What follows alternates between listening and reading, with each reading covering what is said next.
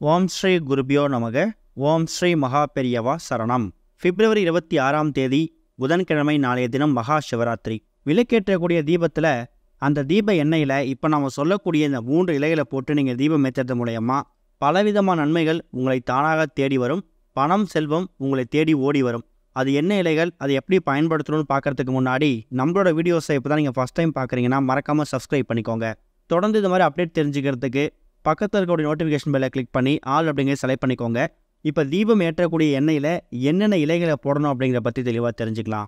மகா சிவராத்திரி அன்னைக்கு சிவபெருமான வழிபாடு செஞ்சால் இரவு முழுக்க கண் விழித்தா நம்மளோட முன்ஜென்ம பாவங்கள் கர்ம வினைகள் தீரும் அப்படிங்கிறது ஒரு பெரிய நம்பிக்கை. சிவ வழிபாடு மட்டுமே இந்த நாளுக்கு சொந்தமானது கிடையாது. எல்லா விதமான தெய்வங்களையும் தாராளமாக இந்த நாளில் நீங்கள் வழிபாடு செய்யலாம். பொதுவாக மாதம் மாதம் வரக்கூடிய இந்த சிவராத்திரிக்கு நான் பெருசாக முக்கியத்துவம் கொடுக்கறது கிடையாது. ஆனால் அதுவே மாசி மாதத்தில் தேய்பிரையில் வரக்கூடிய இந்த சிவராத்திரி இருக்குல்ல, அதுதான் மகா சிவராத்திரி. சிவபெருமானுக்கே ரொம்ப பிடிச்ச ஒரு இரவு இது.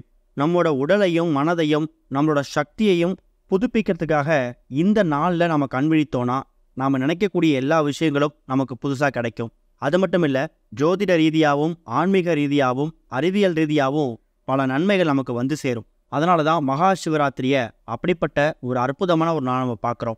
குடும்ப அளவுக்கு உங்கள் வீடு பக்கத்தில் இருக்கக்கூடிய சிவன் கோவிலுக்கு போயிட்டு மகா சிவராத்திரி அன்னைக்கு இரவு முழுக்க நடக்கக்கூடிய இந்த 4 கால பூஜைகளை கலந்துக்கிறதுக்கு முயற்சி பண்ணுங்கள். மகா சிவராத்திரி அப்படின்னு சொன்னாலே 4 கால பூஜைகள் தான் ஒரு பெரிய அடையாளமே. பிப்ரவரி 26ஆம் தேதி மாலை 6 மணிக்கு பூஜை ஆரம்பித்தாங்கன்னா பிப்ரவரி 27ஆம் தேதி அதிகாலை 6 மணி வரைக்கும் இந்த 4 கால பூஜையை தொடர்ந்து நடத்திக்கிட்டே இருப்பாங்க.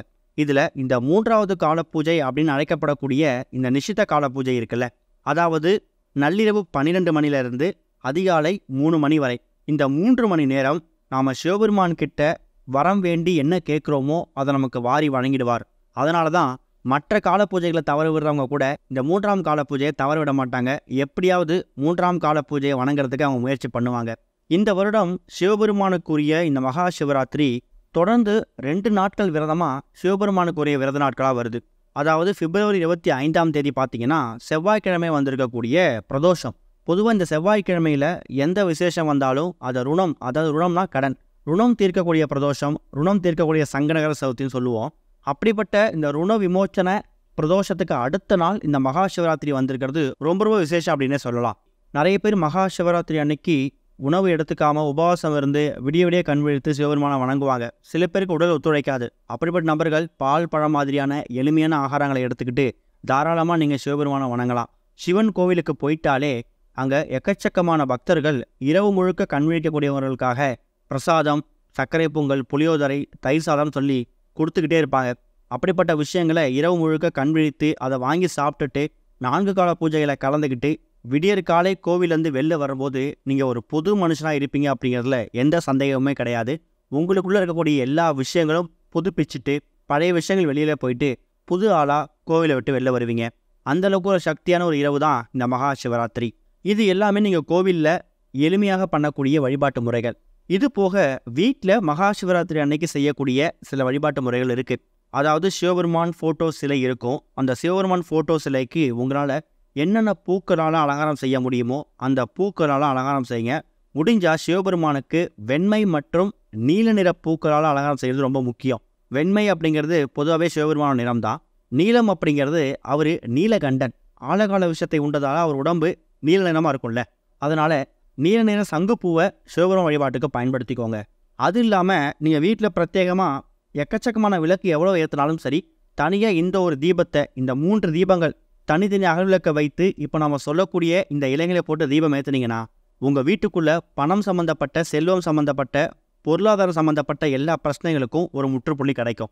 இந்த இலைகள் எல்லாமே ரொம்ப எளிதாக உங்கள் வீடு பக்கத்தில் ஈஸியாக கிடைக்கக்கூடிய இலைகள் தான். இதுக்கான கஷ்டம் அப்படிங்கிறது இருக்கவே இருக்காது. அது இந்த 3 இலைகளும் சிவபெருமானுக்கு உரிய இலைகள். அதில் முதல் முக்கியமான இலை என்ன அப்படின்னு கேட்டிங்கன்னா நந்தியாவட்டை செடியோட இலை. இந்த நந்தியாவட்டை பூ இருக்குல்ல, இது நந்தி தேவர், அதாவது சிவபெருமானோட காளை இருக்காங்கல்ல, சிவபெருமானோட காளை யாரு? நந்தி தேவர். அவருக்கு ரொம்ப உகந்த பூ இந்த நந்தியாவட்டை பூவாம். அதனால் இந்த நந்தியாவட்டை செடியோட அந்த இலை இருக்குல்ல, அதில் ஒரே ஒரு இலை எடுத்து வச்சுக்கோங்க. அடுத்ததாக வில்வ இலை. வில்வ இலைகளோட மகிமைகளை பற்றி நிறைய வீடியோஸ் போட்டுட்ருக்கோம். அதில் ஒரு முக்கியமான வீடியோ தான் இந்த ஒரு பதிவு. வில்வ இலை அப்படிங்கிறது உங்களுக்கு இருக்கக்கூடிய தோஷங்களை நீக்கக்கூடியது, நீங்கள் தெரிஞ்சோ தெரியாமலோ செய்திருக்கக்கூடிய பாவங்களையும் நீக்கக்கூடியது. அப்பேற்பட்ட சக்தி வாய்ந்த வில்வ இலையை ஒரே ஒரு இலை எடுத்துக்கோங்க. 3வது முக்கியமான இலை செம்பருத்தி இலை. செல்வங்களை சேர்க்கக்கூடிய இலை செம்பருத்தி இலை. சகலவிதமான தோஷங்களை நீக்கக்கூடிய இலை செம்பருத்தி இலை. இந்த செம்பருத்தி இலையை விநாயகர் வழிபாட்டுக்கும் பயன்படுத்துவோம், முருகர் வழிபாட்டுக்கும் பயன்படுத்துவோம், அவங்களோட அப்பாவாக இருக்கக்கூடிய சிவபெருமான் வழிபாட்டிலையும் பயன்படுத்துவோம். பலவிதமான நன்மைகள் இருக்கக்கூடிய இந்த செம்பருத்தி இலையை ஒரு இலை எடுத்துக்கோங்க. சரி, உங்கள் வீட்டில் ஏற்கனவே நீங்கள் தீபம் ஏற்றிருப்பீங்கல்ல, காமாட்சம்மன் விளக்கோ குத்து விளக்கோ ஏற்றிருப்பீங்க.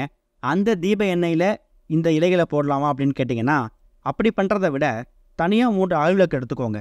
இல்லை ஒரே ஒரு அகல் விளக்கு தான் இருக்குன்னா அந்த 3 இலைகளையும் ஒரே அகல் விளக்கிலோட போட்டுக்கலாம். பிரத்யேகமாக தனித்தனியாக 3 அகல் விளக்கை வைத்து அதில் நீங்கள் தீப எண்ணெய் ஊற்றினாலும் சரி, நெய் ஊற்றினாலும் சரி, அது உங்கள் தனிப்பட்ட விருப்பம் தான். ஆனால் எரியக்கூடிய அந்த தீபம் இருக்குல்ல, அந்த தீபத்தோட அந்த எண்ணெய் பகுதியில் இப்போ சொல்லக்கூடிய இந்த இலைகளை போடணும். முதல் இலை ஒரே ஒரு நந்தியாவட்டை செடியோட இலை போட்டுக்கோங்க. அடுத்ததாக வில்வ இலை ஒன்று போட்டுக்கோங்க. 3வதாக ஒரே ஒரு செம்பருத்தி இலை. இந்த 3 இலைகளையும் எரியக்கூடிய அந்த தீபத்தில் அந்த எண்ணெயில் போடும்போது தீபம் எரியக்கூடிய அந்த ஜோதி இருக்குல்ல, அந்த ஜோதியில் ஒரு வாசனை உருவாகும். நந்தியாவட்டை செடியிலேருந்து வரக்கூடிய வாசம் அந்த தீபத்தோடு கலக்கும்போது சிவபெருமானோட புனித காளையாக இருக்கக்கூடிய நந்தி தேவரோட அம்சம் உங்கள் வீட்டுக்குள்ளே வரும். அது மூலயமா நந்தி தேவர் நீங்கள் சிவபெருமான் கிட்ட என்ன வரன்னு கேட்குறீங்களோ அதை எடுத்துகிட்டு போய் சேர்த்துடுவார். அதே மாதிரி வில்வ இலை அப்படிங்கிறது சிவ கடாட்சம். உங்கள் வீட்டுக்குள்ளே சிவ கடாட்சம் அதிகமானால் எந்த பிரச்சனையும் வராது. கடைசியாக செல்வங்களை சேர்க்கக்கூடிய செம்பருத்தி இலையோட அந்த தீபம் அந்த எண்ணெயோட கலந்து எரியும் போது அந்த வாசம் வீடு முழுக்க நிறையும் போது செல்வ கடாட்சம் அதிகமாகும். இப்படி பலவிதமான நன்மைகளை சேர்க்கக்கூடிய ஒரு தீபம் தான் இந்த 3 இலைகளை சேர்த்து ஏற்றக்கூடிய இந்த ஒரு தீபம். கூடுமான அளவுக்கு தனித்தனி மண் அகல் விளக்கு வைத்து அதில் எண்ணெய் ஊற்றினாலும் சரி, நெய் ஊற்றினாலும் சரி, 3 அகல் விளக்குலையும் தனித்தனியாக வில்வ இலையையும் செம்பருத்தி இலையையும் ஒரே ஒரு நந்தியாவட்டை இலையையும் போட்டுக்கோங்க. இல்லை ஒரே ஒரு அகல் விளக்கு தான் இருக்குது அப்படின்னா ஒரே அகல் தீபத்தில் அந்த எண்ணெய் ஊற்றக்கூடிய பகுதியில் இந்த 3 இலைகளையும் சேர்த்து தீபத்தை ஏற்றிக்கலாம். இந்த தீபம் உங்கள் வீட்டோட பூஜை அறையில் மற்ற தீபங்கள்லாம் எவ்வளோ நேரம் எரியுதோ அவ்வளோ நேரம் எரிந்தால் போதும். இந்த தீபம் எரியும் போது அந்த தீபத்திலேருந்து வரக்கூடிய ஒளி சுடரை நீங்கள் சிவபெருமானாக பாவிக்கணும். நிறைய பேர் வீடுகளில் சிவபெருமான் ஃபோட்டோ சிலை இல்லைங்கிறாங்க. அப்படிப்பட்ட நபர்கள் இந்த தீபத்தை எங்கே ஏற்றுதுன்னு கேட்குறாங்க. சிவபெருமான் ஃபோட்டோஸில் இருந்தாலும் சரி இல்லாட்டியும் சரி, சிவபெருமானை நீங்கள் மனசார நினச்சிக்கிட்டு உங்கள் வீட்டோட பூஜை அறையில் மற்ற சுவாமி படங்கள் இருக்கக்கூடிய அந்த இடத்துலையே வச்சு நீங்கள் தீபத்தை ஏற்றலாம். அதை சிவபெருமான் மனசார ஏற்றுப்பார். அப்படி இல்லைனா ஒரே ஒரு சின்னதாக குத்து விளக்கோ குபேர விளக்கோ ஏற்றி வைத்து அதை நீங்கள் சிவபெருமானாக பாவிச்சு அந்த விளக்குக்கு முன்னாடி நீங்கள் நாளைக்கு வழிபாடு நடத்தலாம்.